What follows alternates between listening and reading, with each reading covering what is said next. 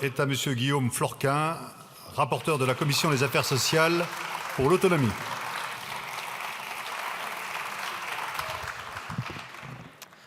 Monsieur le Président, Mesdames et Messieurs les ministres, chers collègues, alors que nous abordons aujourd'hui l'examen du projet de loi de financement de la sécurité sociale pour 2025, une question fondamentale se pose. Sommes-nous véritablement prêts à relever le défi de l'autonomie dans notre pays ? En tant que rapporteur pour la branche autonomie, je me tiens devant vous avec la conviction que des actions fortes et décisives sont plus nécessaires que jamais, alors que notre pays traverse le début de la transition démographique du papy-boom.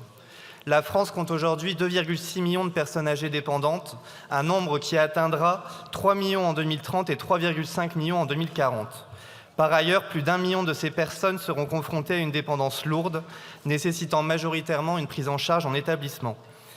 À cela s'ajoutent les personnes handicapées vieillissantes pour lesquelles des adaptations spécifiques sont nécessaires. Le temps est venu d'investir et de mettre en place des solutions ambitieuses, car la situation actuelle est critique.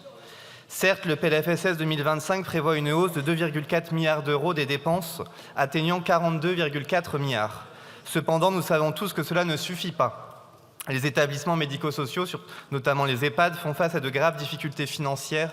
En 2022, près de 60% des EHPAD étaient en déficit, un chiffre qui pourrait grimper à 80% en 2024. Concernant le tarif de ces EHPAD, les pensions de retraite, notamment les plus modestes, ne permettent pas de couvrir le reste à charge qui représente souvent un fardeau insupportable pour de nombreux résidents et leurs familles. L'aide sociale à l'hébergement, quant à elle, est insuffisante et ne couvre pas les frais réels des EHPAD. Le PLFSS 2025 propose une seule mesure pour la branche autonomie, l'article 21, qui se limite à des ajustements de la réforme de financement des EHPAD. Bien que cette réforme pourrait alléger à terme la charge des départements et améliorer la situation financière de certains établissements, elle ne répond pas aux besoins réels et urgents du secteur. La crise de recrutement dans le secteur du médico-social s'accentue par ailleurs en l'absence de revalorisation suffisante malgré le Ségur de la santé qui, comme l'a reconnu le ministre du Budget, n'a pas été financé. Les services d'aide et de soins à domicile, qui jouent un rôle essentiel dans le maintien à domicile, sont également en crise. Malgré l'affichage politique, le virage domiciliaire n'a pas été réellement engagé et une réforme dont l'entrée en vigueur a été reportée à plusieurs reprises, reste à ce jour inaboutie. Un soutien accru est indispensable pour garantir leur viabilité et leur efficacité. Les infirmiers libéraux, souvent le seul recours dans les déserts médicaux, méritent une attention particulière. Ils sont indispensables au maintien à domicile des personnes âgées ou handicapées, mais leur rémunération et les actes autorisés, sans prescription médicale, ne sont pas adaptés à la réalité du terrain. La promesse du remboursement intégral des fauteuils roulants à la fin 2024, faite par le président de la République, n'a toujours pas été tenue et les négociations stoppées par la dissolution de l'Assemblée sont au point mort. Le plan 50 000 solutions, censé apporter des réponses concrètes aux besoins des personnes en situation de handicap, demeure flou et manque de détails opérationnels. De plus, faute de structures adaptées en France, plus de 8 000 Français adultes et enfants en situation de handicap continuent d'être accueillis dans des établissements en Belgique. Cette situation est intolérable pour les familles contraintes de voir leurs proches éloignés. La France doit garantir à chacun une prise en charge sur son territoire avec des structures adaptées aux besoins spécifiques des personnes en situation de handicap. Ensuite, la barrière d'âge de 60 ans pénalise les personnes handicapées vieillissantes.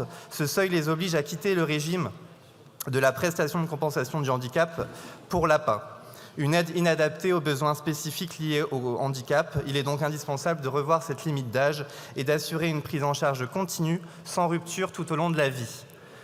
Enfin, les proches aidants, sur qui repose une grande part du maintien à domicile, sont insuffisamment soutenus. Ces femmes et ces hommes, qui sont entre 8 et 11 millions, permettent à leurs proches de vivre dignement chez eux. Ils doivent donc recevoir un soutien à la hauteur de leurs contributions et une définition unifiée de leur statut juridique. Le plan minimal adopté par le gouvernement, qui crée un congé de 3 mois maximum sur 1 an, n'est pas suffisant. Il ne tient pas compte du revenu des ménages concernés et surtout la durée d'indemnisation ne couvre pas la durée du congé.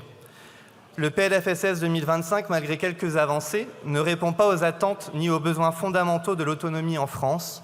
Notre pays, face aux défis du vieillissement et de l'inclusion des personnes handicapées, ne peut se contenter de mesures insuffisantes. Une loi grand âge, des budgets pluriannuels et une révision complète de nos politiques autonomie sont essentielles pour assurer une société où chacun, quel que soit son état de santé, peut vivre dans la dignité. Je vous remercie. Merci. La parole est à Monsieur Louis Boyard, rapporteur de la commission des